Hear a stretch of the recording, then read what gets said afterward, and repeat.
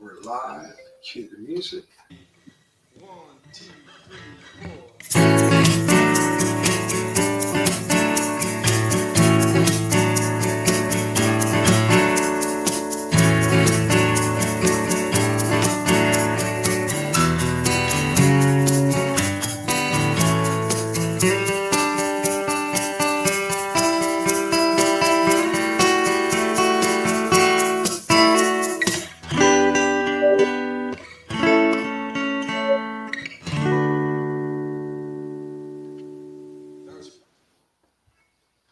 Good morning and welcome to the Garden Show. I'm Peggy Ballister-Howells, and you can see maybe a corner of an ear and a wagging tail. We have Kusa here today. Yes, he's kind of figuring out that he's not the smallest dog anymore, and he's adjusting a little bit slowly. However, he does have the biggest ears. I don't think that will ever change, but he's doing well. He's 8.5 years old now, and really a love, and makes everybody happy. So he just wanted to say happy Thanksgiving. I hope you had a great holiday. We kept it small this year. Just our son TJ and our daughter Kira and her boyfriend Alex. And it's a little weird. It doesn't really matter. There's sort of like a range. If you're having less than 10 people, you do about the same amount of cooking as if you had 2 or 3, because you make all the same dishes, takes the same amount of time. So basically I cooked for 2 days, and I did make a pecan pie. And yes, I make my own crust from scratch. And interesting, TJ thought that I still used Crisco for my crusts. And as a little boy, he did. But about 10 years ago, which as I think about it, it was right around the time that he moved out, I switched to butter. I make all my crusts with just butter, and they no longer are simply a vehicle for the pie or the filling. They are now scrumptious on their own, and I will never go back. So all my crusts are butter crusts now. And of course, we made I have to confess, I cheated.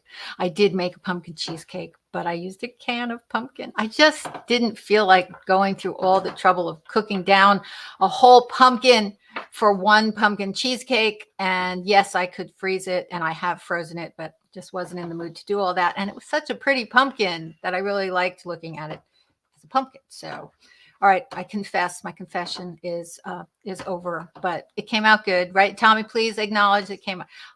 There's definitely a slight difference in flavor depending on which pumpkin you use or which squash that you use, but not enough to encourage me to do all that work. So I hope your Thanksgiving was wonderful.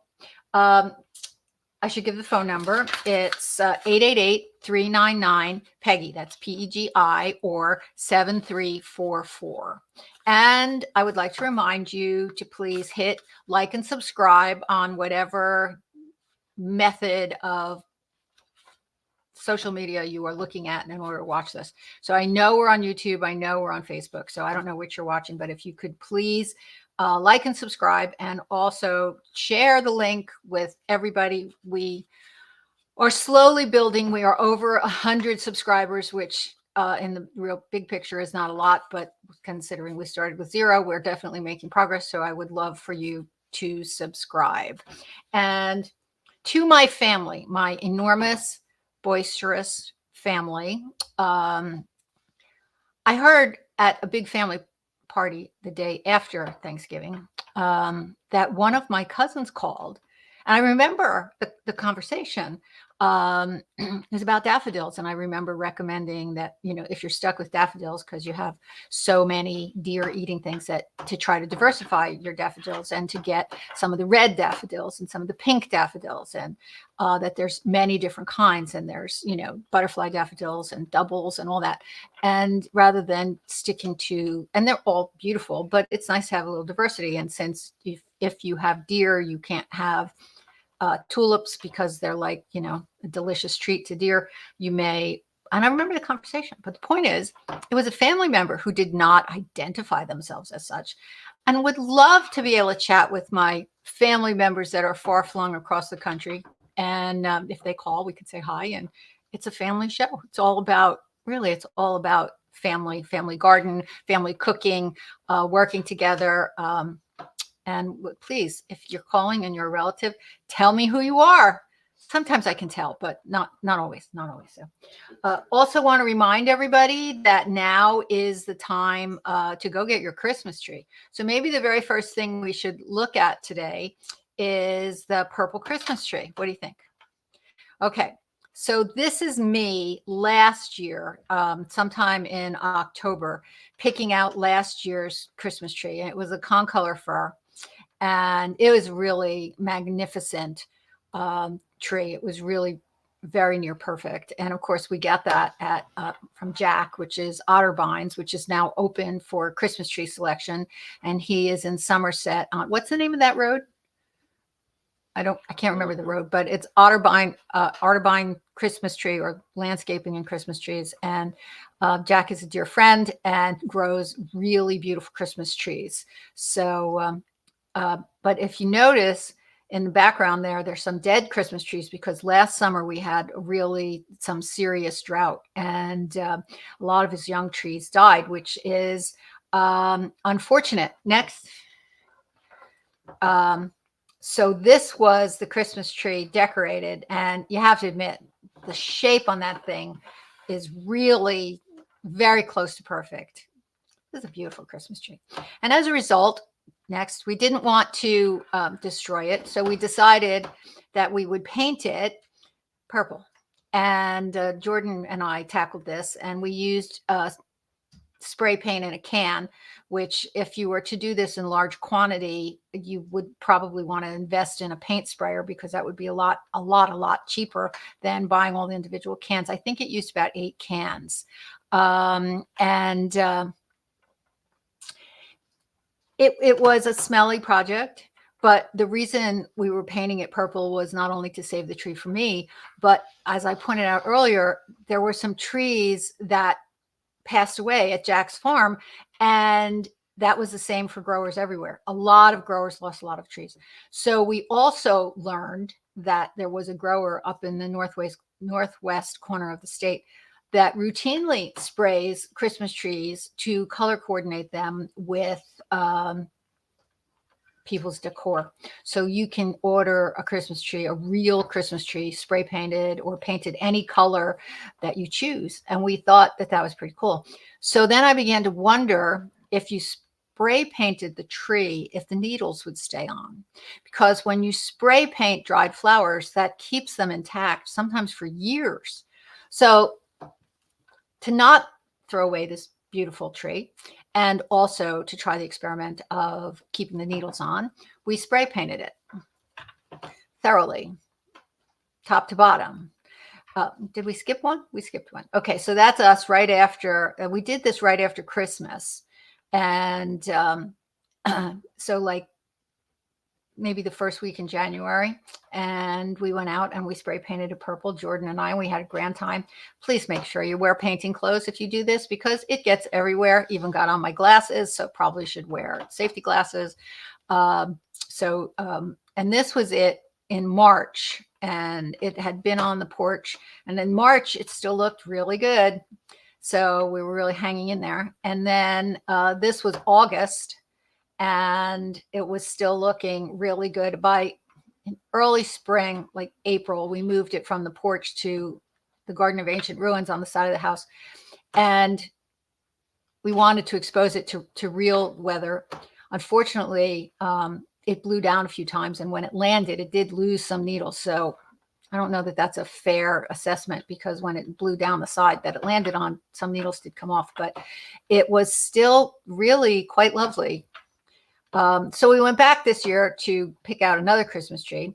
What we've decided to do is put the purple Christmas tree on the front porch again and decorate it on the front porch as the purple Christmas tree, but get another tree, real tree, for inside.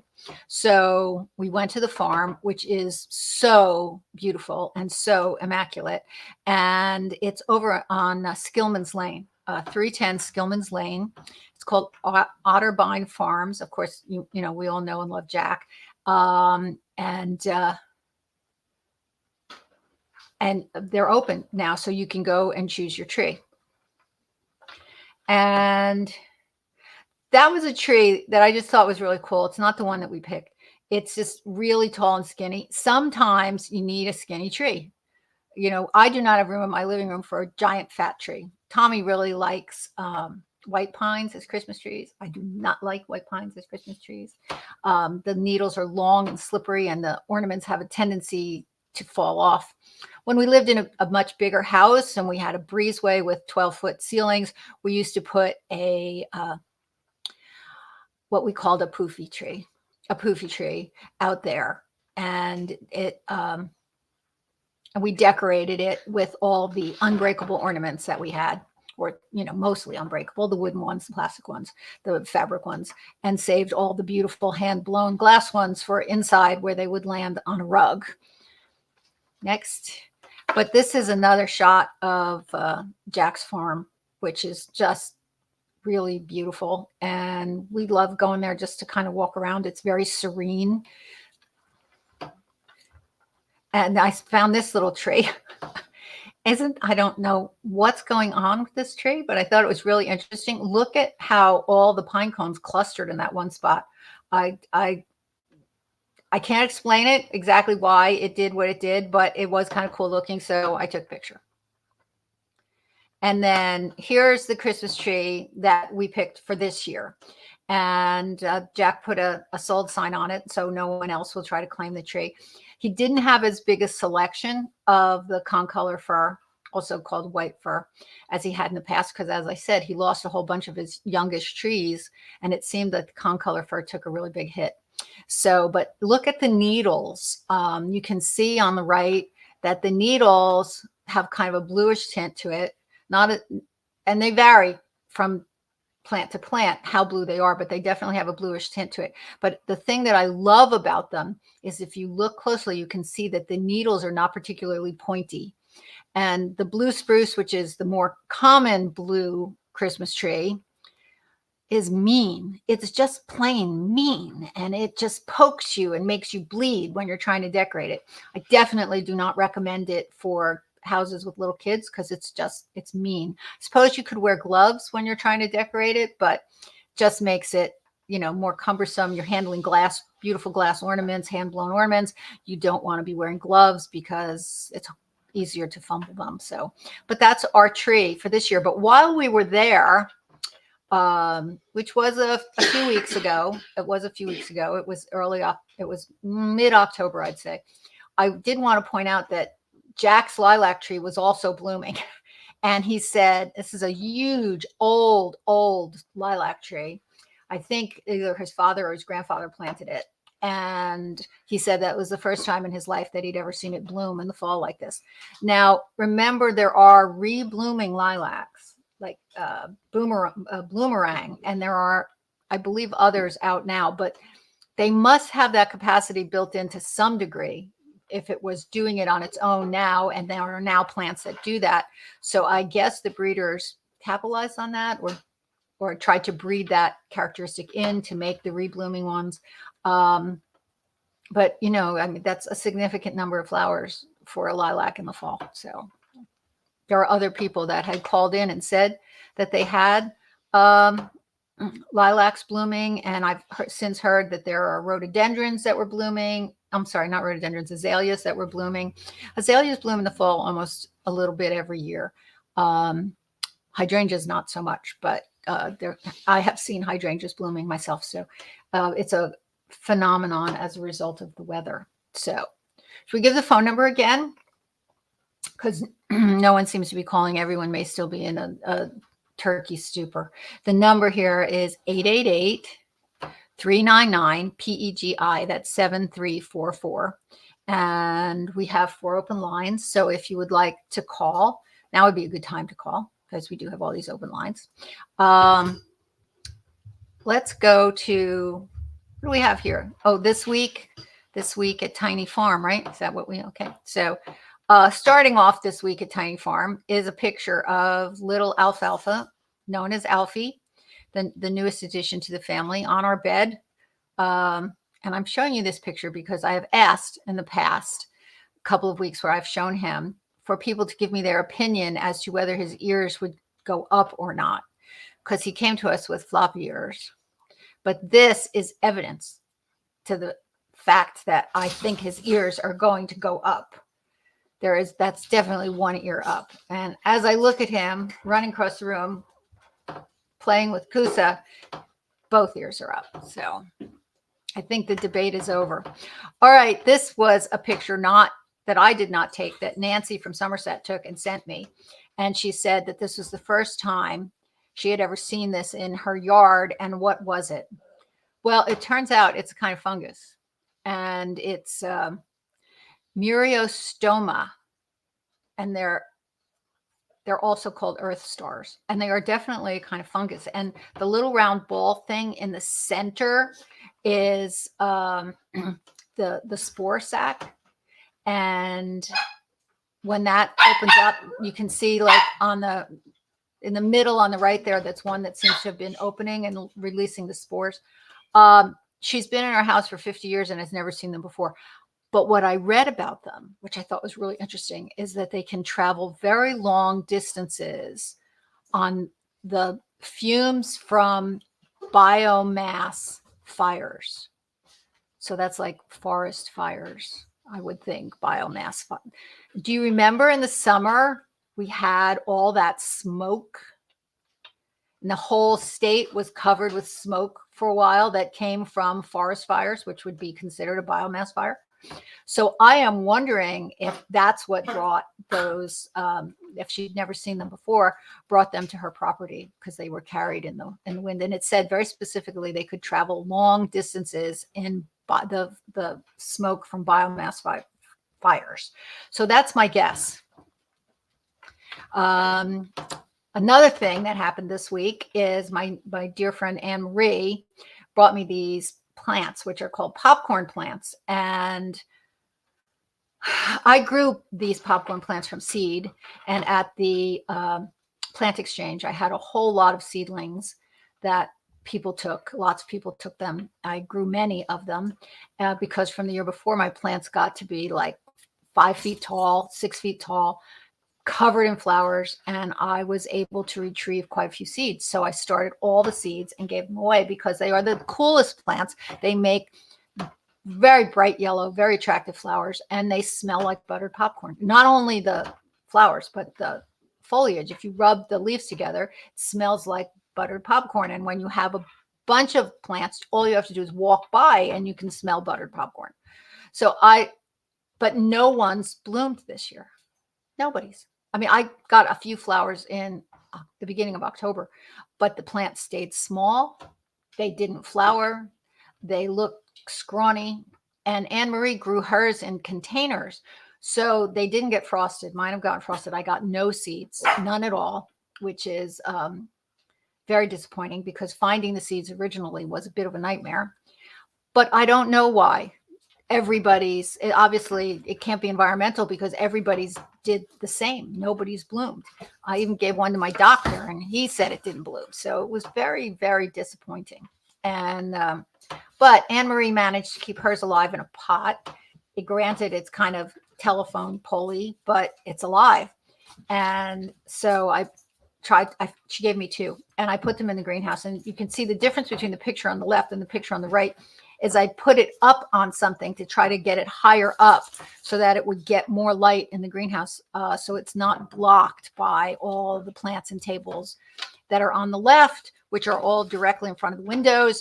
So if I could get this higher up, I thought it would get more sun from the south side since it would be higher and above the tables. You can see it's up against the table on the right there. And there are more tables on the left on the other side of the path.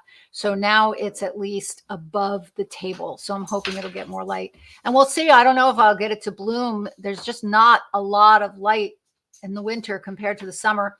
And the greenhouse is really crowded, but we're going to give it a go and see what happens. In the meantime, if anybody knows where you can get seeds, please let me know. All right. Another thing we did this week, Jordan and I dug out the potatoes. And I generally recommend that people dig out the potatoes the day after Thanksgiving to work off all of that Thanksgiving feast. But we had plans to go to the big family party the day after Thanksgiving. So we decided to dig them out on Tuesday. And those are Yukon Golds. Next. And that's what we got. So pretty good haul from just a small bed. And we had been harvesting them already anyway, because, we took one corner and we're harvesting them as needed. But we got a really nice haul of potatoes, and I'm planning on making latkes. I might make them tonight. I'm thinking maybe we'll make the latkes tonight to get a break from turkey, and then I'll make turkey soup tomorrow. So my rule is 3 days. So today would be the last day that you could eat the turkey fresh. But tomorrow, if I make turkey soup, that would be okay too. So I'm thinking I'll make turkey soup tomorrow, and we'll have latkes for dinner tonight. And here is the recipe for potato latkes. Now, I know it's a lot to absorb while we're just going through the slides, but please keep in mind that the show is archived. And if you want the recipe, you can go to the screen after the show is over, because it'll be immediately archived, and you can pause it, right? You can pause it on this. And then that way you can look at the recipe. You might even be able to do a print screen or something and print it out. So this is the recipe from Marty of Metuchen, who's been a listener and is still doing well, although no longer in Metuchen. And this is the recipe we will use, and it's great. Jordan, I gave her the recipe, and she called me the other day and wanted to know if I wanted to use her food processor and it had a grating setting so that I wouldn't have to grate the potatoes. And I'm like, did you read the recipe? Did you read the recipe? Having to grate the potatoes. That's the whole beauty of the recipe. They come out great. They taste good, and no blood, none. So that's what I really like about this. It makes really good latkes, and I think I'll be making latkes for dinner tonight. So, all right, this is the Dawn Redwood. This is a tree that looks like it should be evergreen, but it's not. It has a great history. It just turned orange this week. It was completely green, and then poof, like somebody threw a switch, and it turned orange. Now, the history of this tree is pretty fascinating, and so is the botanical name, which I am very proud I mastered years ago how to say, but it took a while. It took a pretty long time. The botanical name is Metasequoia glyptostroboides, and it takes practice. It takes practice, but it has a wonderful history. Until the post-World War II era, it was known and recognized only as a fossil. And post-World War II, there were botanists traveling through the more remote regions of China, and they came across a valley that these things filled the valley. They were everywhere in the valley, and they were not extinct, but no one had ever recognized them before. So they collected the seeds and shipped them to arboretums all over the world. And there was one at Rutgers. Last time I was at the Rutgers Gardens, I didn't see it. I wasn't necessarily looking that intensely. I kept glancing over to see if I could see it, but it was a very busy day and a lot of people, and it was raining, and so I didn't really take a good look. But they were shipped to, I believe, 40 arboretums right after World War II. So this is mine. They're now pretty much readily available, and they're relatively fast growing. They are related to the giant sequoia, but they're not. That's sequoia. This is metasequoia, and it's pretty much in a class of its own. So this will shed all the needles, but it is pretty fast growing. And in the summertime, when we need it, it has a nice dense top to block, as you can see, the big ugly building, which is still there, still big and still ugly. All right, these are the cannas. Now, many people plant cannas, and most people dig them up. I do not. What are we doing here? He's fine. Oh, he's trying to eat my stick. Okay. Noise on the microphone. Oh, he's also making a noise on the microphone. All right. Well, the little one is being slightly problematic here. Okay, so this is back to my cannas. These are my cannas, and I do not ever dig up my cannas. This is one patch. There's another patch on the other side of the house, but this patch is right up against the greenhouse and the house, sort of. There actually is a little cave-like thing that goes under the pantry. I suspect that the pantry may have been an add-on at some point. So that goes under the pantry, and that's where the laundry vent comes out. So there's a lot of warm air that comes out in that general area. And it's also this side, the long side is facing east and the short side is facing south. So it's up against the greenhouse, which is of course heated in the winter, but up against the glass. So a certain amount of heat escapes, plus the dryer, plus the southern exposure and the protection from the north wind. I haven't ever dug these out. So this is what we did. I cut them back. You can see all the little stumps there. But before I cut them, I thought it was really interesting that even though the tops were completely brown, the protected area on the bottom was still sending up new shoots. See that nice bright green healthy shoot coming up? So they were not completely dead by a long shot. And then I used the canes themselves to mulch the bed. And I just covered it, laid them down, covered it, and then took a few stray dried leaves and sprinkled them on top. And that will work as a sufficient protection of the tubers. Okay. Should we go to the call? Let's go to the calls, and we'll get back to that. We have Mary Jane calling, but I'm not sure where she's calling from. So we'll have to find out. Mary Jane, are you with us? I am, Peggy. How are you? I'm good. How are you? Is this Good, Mary thanks. Jane of Rice Ball History? Of what? Rice balls? Did you? Yes. A good memory. Yes. Okay. Well, I just want to know who I'm talking to. How are you? How's your husband? Yeah. We're doing well, thank you. Actually, I have two things I want to tell you. First of all, I had called you about my lilac bush. Yes. It does have leaves coming back on it, so it's looking better. There are, however, some of those black spots, like a fungus of some sort. Okay. On some of the leaves.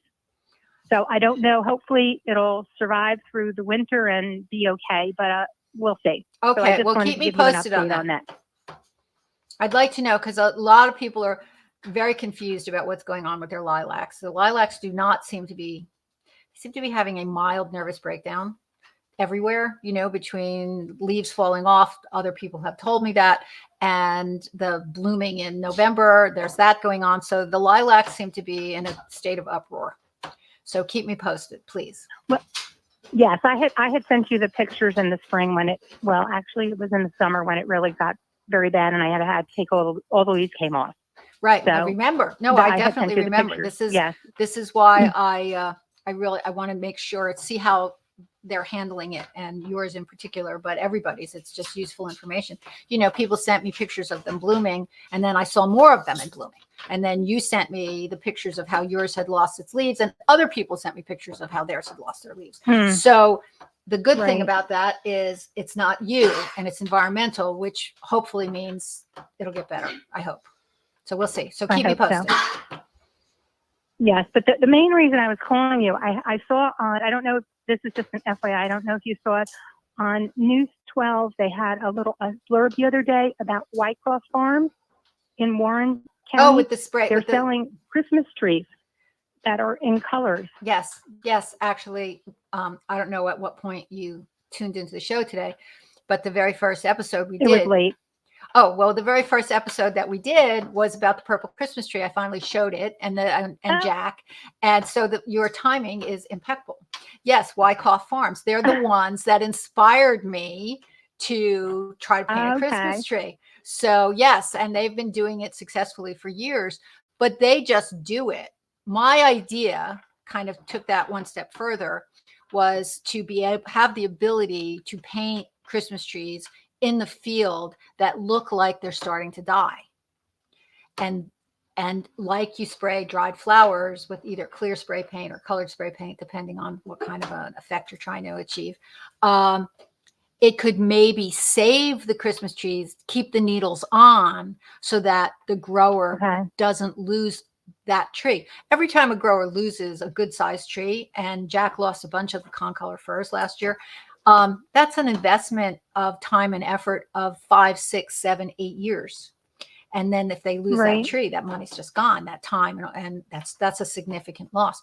So my idea was to capitalize on what they do at Wyckoff Farms and spray the Christmas trees when they look like they're starting to go. Once a Christmas tree starts to go, it goes. There's no really saving it as a live tree. So that's what I tried. And obviously it works because the Christmas tree is still out there and it still has needles. So yes, it works. But Wyckoff Farms inspired it. And I know one Christmas tree in my yard is not, satisfactory to prove a point, but it certainly does point in the right direction. So thank you for telling us. Have you ever been to their farm? No. Have you ever been to their farm? No. No, I have not either. No. Okay. But no, I have not. No, I was just, yes. Well, I'm sorry I repeated it. I had trouble finding you online this morning, so I got on a little bit late. But no, actually, it was great because I didn't remember the name of the farm. So there you go. I mean, I knew it was a farmer in Northwest New Jersey, but I didn't remember the name of the farm. And I was really, more involved with talking about Jack because that's where I got it. But I didn't stop to think I should look up the name of the farm, and it just didn't pop into my head. So it wasn't late. It was perfect. Was perfect. So okay, well, good. Okay, well, good. Well, thank you so much, Peggy, and you have a great day. You too. Thanks for calling. All right. Thanks. Bye now. Bye now. Can we go back to where we were? Okay. So this is, what's going on at Tiny Farm this week. What do you think of this thing? Isn't that awesome? I just love it. Love it. Love it. Someone, when I'm laying about and feel like, just flipping through Facebook Marketplace, sometimes I just cruise through, see if I find anything. I don't like to spend huge amounts of money on furniture and things, especially with a house full of animals. So I just, sometimes I just cruise through and see if there's something that could replace something or just for fun for something new or for a gift or whatever. And I'll just, lay in bed and kind of flip through. And this thing showed up not far from home. Where was it? Belmar? I think it was Belmar. It was Belmar. And it was $25. And it was marketed as a cupcake stand. I had to have it. I had to have it. Is that like the coolest plant stand ever? It's so ornate and it's a really good color because it kind of blends with the turquoise on my house because my house is purple, but it has turquoise or teal trim. I'm not sure the exact name of the color, but that it blends perfectly and had to have it. And you can get 12 plants on there and it raises them up. So once again, to take advantage of the light higher up, when all those little succulents sit on the table and they're blocked by other things, they don't get enough light, but this raises them up above the plants that are in front of them closer to the window. So this just really tickled me. So I was very happy to get that. Also in the greenhouse, this is the begonia that how old is this begonia? 2 years? It's at least 2 years old. We had it outside. I got this from Mel at Madden's Family Farm, and not for this summer, for the summer before, I think. And overwintered it last winter.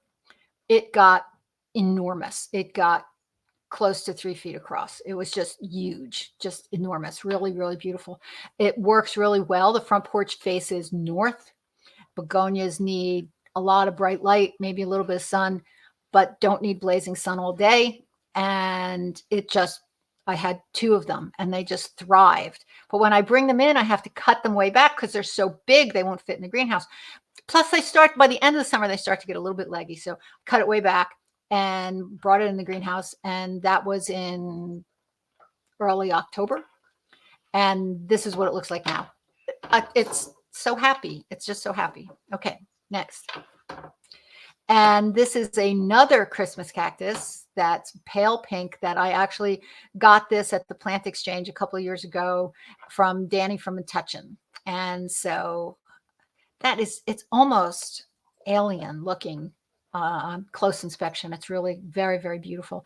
And I love the contrast between the pale pink petals and the little pink parts in the front. I just love that. I just think it's beautiful. So very, very makes me happy just to look at this. Now, this is another Christmas cactus that was a picture was sent to me from a friend, Rachel, who is the daughter-in-law of our very good friends, Liz and Joe. And this is blooming right now. And I have to tell you, this plant, I do not understand this plant. It's beautiful, right? She keeps it in the garage for 6 months out of the year. No light other than a little crack that may come through. And then she keeps it outside for the other 6 months of the year.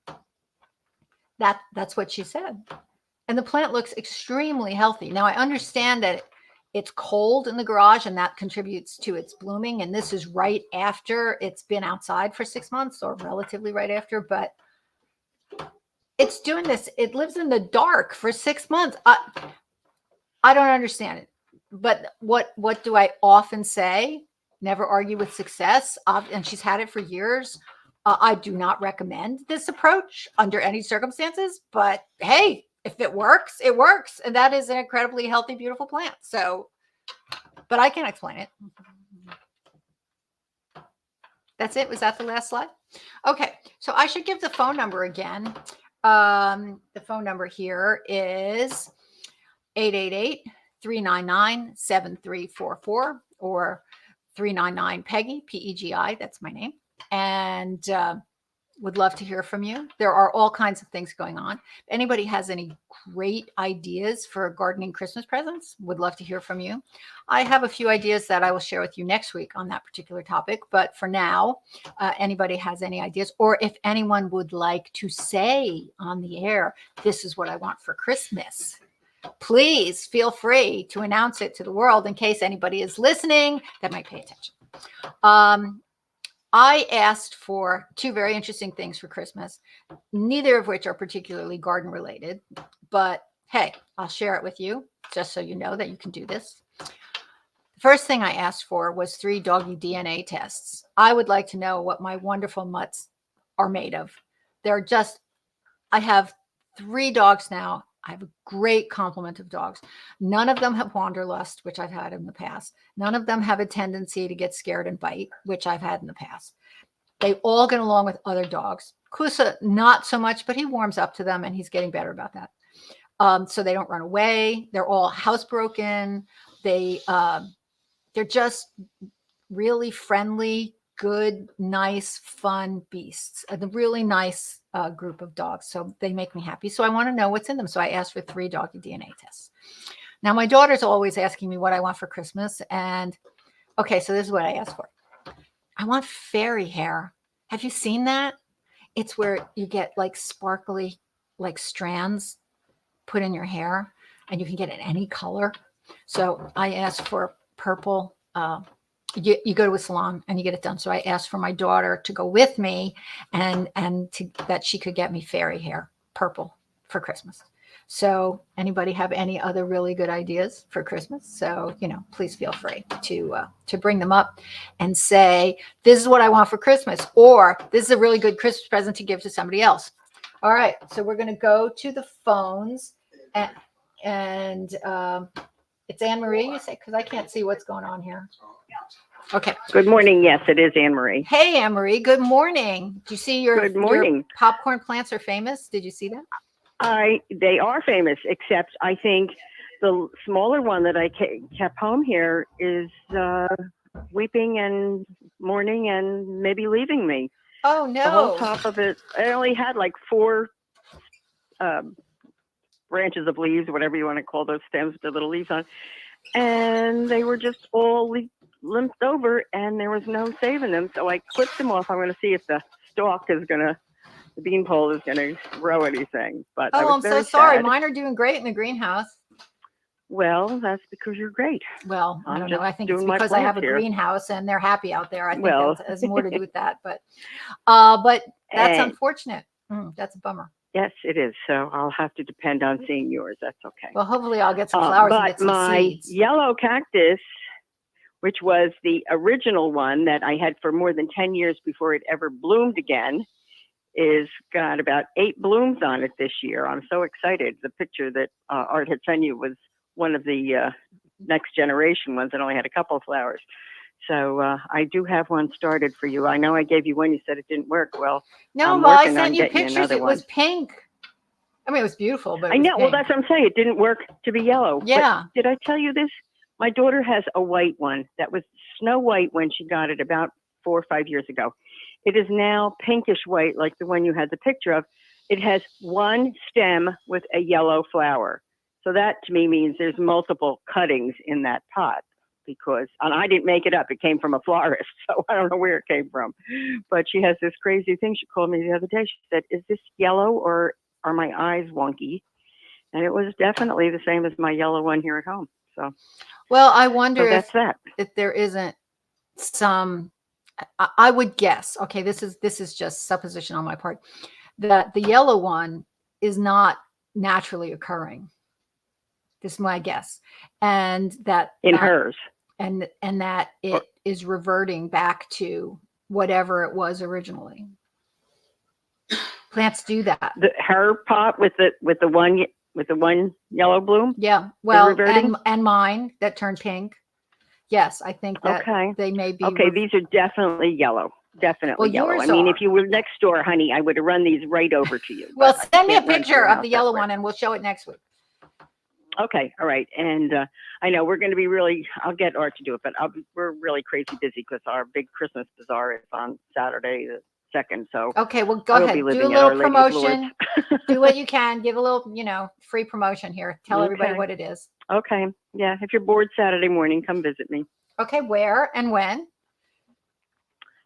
It's Our Lady of Lourdes Roman Catholic Church. It's it's in the school building. It's right off of Main Street. It's 44 Cleveland Avenue if you put it into a GPS. And it's from Milltown. 9 to 3. Milltown. Right. Beautiful Christmas event. Okay. Lots of And fun you things can buy to stuff. buy and to raffle and to everything. So Okay. we're busy. All right. Well, that's good. I don't And know if Uncle we're- Art will be there, he said. Oh, good. All right. Well, have Uncle Art send He's me the that banker. picture. It shouldn't take him too long. And he could send it today if he's not too busy yet, or anytime during the week. Okay. And we'll share it next week. Okay. Well, yes, he and the grandson went over and taped out the floor for everybody's booths to be laid out tomorrow. That is amazing. We're busy. That's amazing. We are amazing. But He I is mean, amazing. Uncle Art had hip replacement surgery when? 6 weeks ago? 6.5 weeks ago. That's amazing. That's 6.5 weeks ago. All right, well, give him a Don't hug make from me do me. my promo for his doctor, but he was the best, and the whole system was the best, so they win the prize. This year. Okay. All right. Okay, well, good. I hope. Did you We'll have a good talk soon. Take Thanksgiving? care. Was your Thanksgiving good? Oh, it was good. We were at Taryn's, and everybody was good, and everybody was happy, and the turkey literally fell apart in less than time than it was supposed to even be done. So that was interesting, and everything was good. All right. Well, good to hear, and we will talk to you soon. Okay. All right. Take care. Thanks for calling. Bye-bye. All right. Bye-bye. All right. All right. So let's do the Osage orange thing. Okay. My friend Liz asked me a while ago about a plant that had fruits, and we thought it might have been the pawpaws. And because just by her description, I mean, I didn't get it. I don't remember the exact conversation, but she called me and said, that tree that we call pawpaws, well, I've just found it and it's not a pawpaw. It's an Osage orange. I said, oh, okay. Fine. Yeah, that's another native tree. Tommy, he's stuck in there. He's stuck. He's going to fall down the stairs. Oh, okay. Sorry about that. I'm sorry. The little dog was trying to get through the rail at the top of the stairs and he got stuck. I'm sorry. And he was about to fall down the stairs. Yes. Come here, you. Okay. So we went yesterday and gathered these Osage orange fruits. And I did a little research on them. And yes, the botanical name is Maclura palmifera. They drop these fruits at this time of year. And I've got some here too. So can you see? Yeah, this is them. Oh, look. Oh, yeah, it disappears. Okay. So they're very interesting and they have a long history. Next. Okay. And this is what they look like on the tree. And they drop to the ground. They're sometimes called horse apples, and they're not really apples at all. They're actually more closely related to mulberries than apples. Nobody eats them. They are edible. I mean, they are edible for humans. Not that anybody ever eats them because they don't taste. They're supposed to have like a cucumbery taste, but very bitter. And they also have a white, like juice in them that's sort of like latex, that kind of. But so nobody ever eats them. But I suppose it's good to know that you could eat them if you were a survivor and starving in the woods. That if you found them, you could come and you came across some of these, you could eat them. And they lay all over the ground and they get run over by cars and they become a little bit of a mess, but they're actually pretty hard and they're not like they're all gooey and they don't like turn into blobs, but they do get run over. And this is the wood. It's famous for having this orange colored wood. And this is the tree that they came from. And obviously it's not in the best of shape. It's actually written up as a small tree or a large bush. And the wood is very desirable. But my guess is that when it was used by American settlers to make fencing, that they would cut it down, they would top it, because if you're using it for fencing to keep animals in, you don't want a tall, skinny trunk with branches on the top. You want it to be low to the ground to actually work as some kind of fencing. This is the wood. I think that's absolutely gorgeous. Look at how orangey and rich looking it is. It's just really, really beautiful. And next. And this is why it's used as fencing.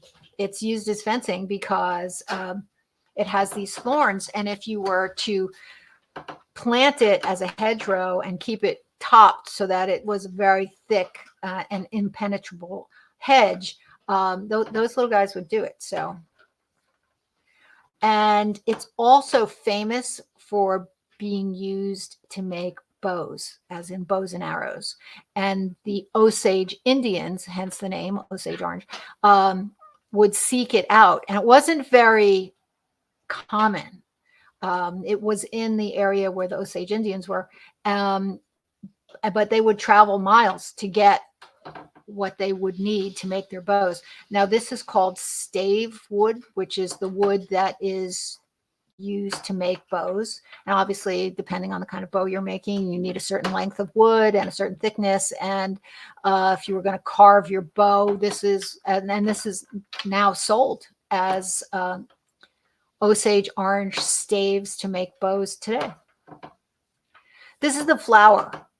Okay, and now it's really interesting because the trees, you have male trees and female trees, like mulberries, and remember it's related to mulberry, but also like holly trees. You might be more familiar with that. If you have a holly tree, you need to have a male tree and a female tree. You only need one male tree for a whole bunch of female trees, but you still need to have a male, and the female tree will be pollinated and so on and so forth. But these flowers, really interesting. If they're not pollinated, they still have the ability to make the fruits, but the fruits will have no seeds in them. I've never heard of that before, but that's what I read while I was researching this. And these are the seeds, which you can toast and eat, and supposedly have kind of a nutty flavor, something akin to sunflower seeds, but a little bit different. But getting the seeds out is no small task either.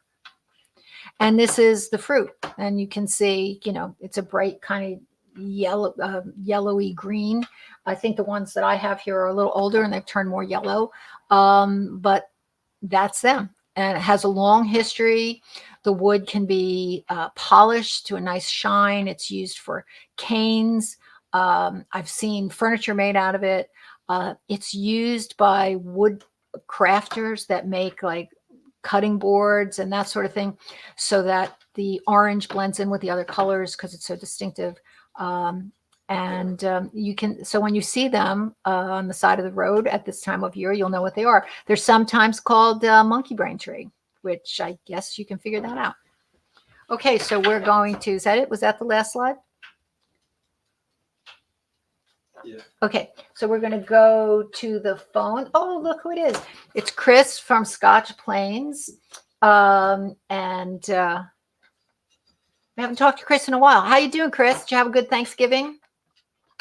Very good Thanksgiving, Peggy. It's I haven't called, but I have been listening, so I really enjoy your show. You had a question, or just threw it out about Christmas gifts.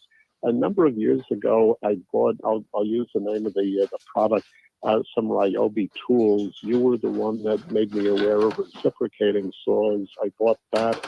And gosh, if mine gets lost or damaged today, I will be up to the store tomorrow to replace it. But these have batteries that are interchangeable. So I also got a small battery-operated leaf blower. I have a light. I have a fan that keeps mosquitoes away in the summertime. And also, rather than dealing with a gas-oil mixture, I have a string trimmer. So again, same battery system, same charger.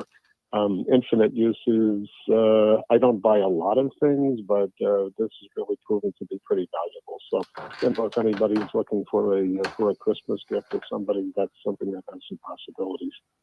I totally agree. And in fact, next week, that's one of the things I'm going to bring on camera to show is my reciprocating saw.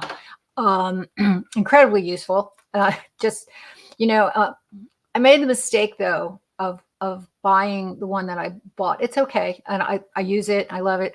But the one that I liked was just a little bit smaller.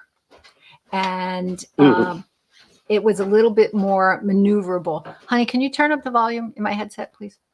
And my car was robbed years ago. And all my gardening tools, because I was going back and forth between Tiny Farm and Ocean Grove. It was before before Tiny Farm was finished, and we were living in Ocean Grove while we rebuilt Blooming Acres, while we sold Blooming Acres, while we gutted Tiny Farm. So we spent the better part of 3 years living in Ocean Grove trying to get through all that. And I was going back and forth. So before we moved into Tiny Farm, I was working there on the outside every day while we had a tenant on the inside. So I kept my tools with me wherever I was.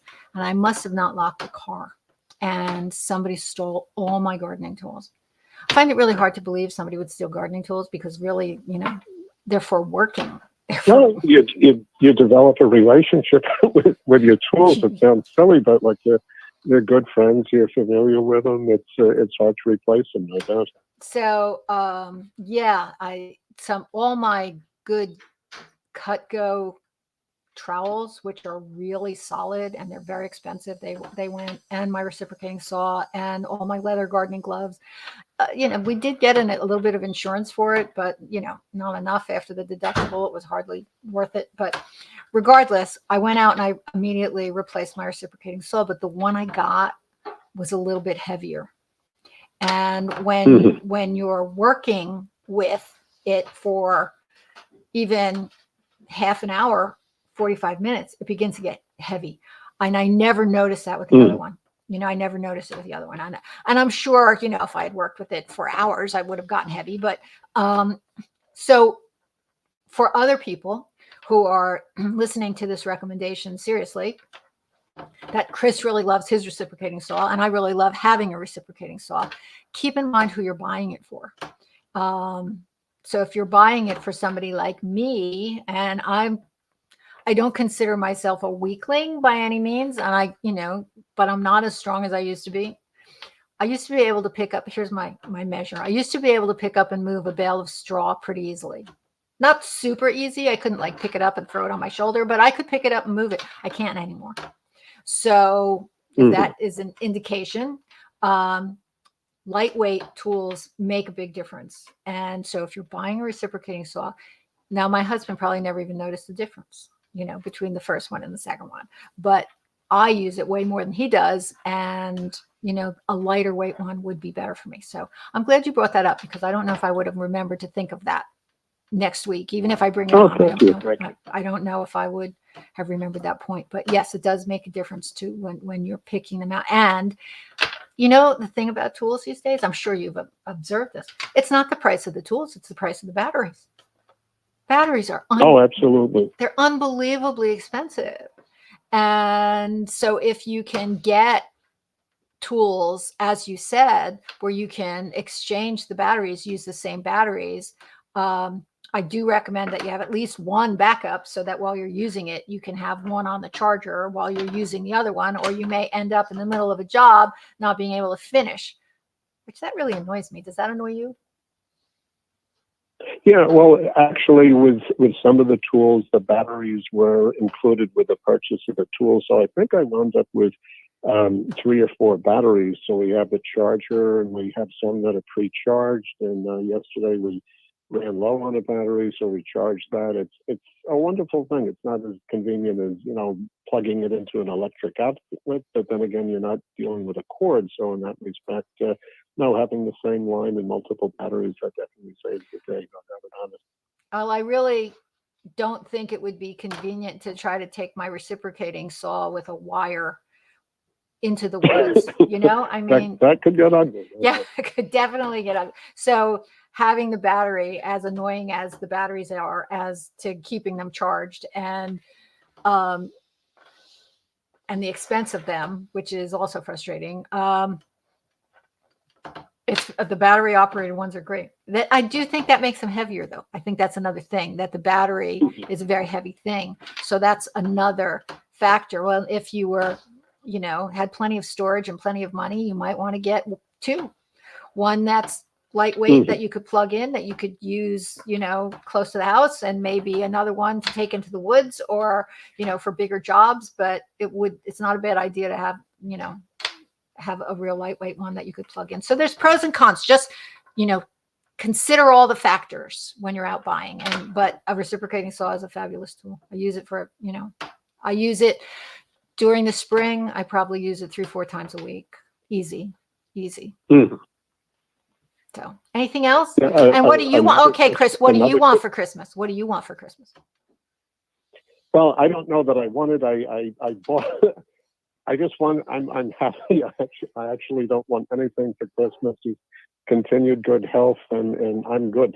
But a suggestion, though. A number of years ago, I bought a product called the Geo Bin. It's essentially a big flat piece of plastic that has holes in it. You can assemble it in a cylindrical kind of a pattern, and that's used either for composting or for composting leaves.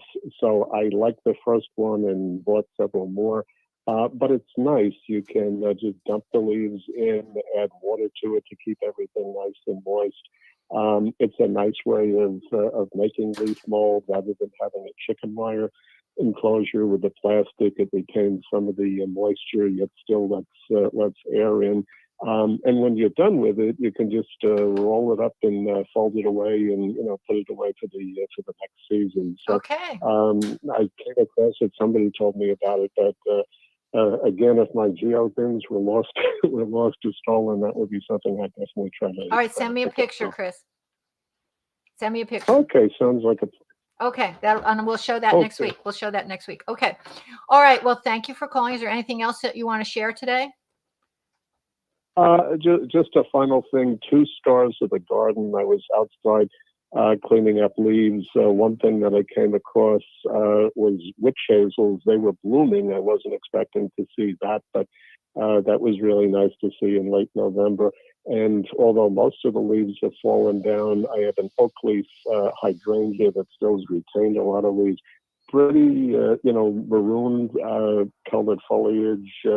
Sort of a bonus. I grew it primarily for the flowers, but that adds a lot again when everything else is sort of failing. So, all right, send me a picture. Somebody's thinking about planting something. Send me a picture, Chris. Okay. Okay. I have my work cut out. Yes, you do. Go out there with your phone, snap a couple pictures, and send them to me. Okay, that's great. All right, thank you for calling, and we will talk soon, I hope. Okay, thank you. All right, bye-bye now. All right, so we've got, there's a comment. Oh, I love this. You can comment. I can read the comments. Let's see, some from Sharon. who, oh, wow. And are we at the end of the show? Yeah. Are we really? There's other things I wanted to show. Oh, jeez, maybe we're going to have to go to 2 hours soon. Okay. Hello, Peggy and all. I just found you, and no, it's getting late. We have peonies that we did not cut back. What should we do? Oh, well, that's an easy one. Cut them back. It's time. Yeah, you can cut them back. Peonies are, they're so magnificent, and they're really, once they're established, one of the easier plants to tend. But certainly, you can go out and work off some pumpkin pie and go and cut the peonies back. If they have a lot of powdery mildew on them, which is common, I would be very careful to not leave them on the ground, because it just becomes a source of the disease for next year. If you compost them, I also suggest that you bury them so that it decomposes, and again, the diseased foliage doesn't become airborne. So, or, just put them in a plastic bag and send them out with the trash, but don't leave them exposed to the open air, because they do have a tendency to get powdery mildew. And then if they're just out and exposed, they become a source for subsequent years. So, all right. Well, thanks for finding us. Please remember to like and subscribe. And I hope you all had, today's probably the last day. I have one piece of pecan pie and one piece of pumpkin cheesecake. We will fight over both of them, or maybe we'll slice them both and divide them, but that's the end of that. And on to Christmas. Yay. Okay. We'll be here next week, same time, same place. Until then, have a good one. Bye-bye.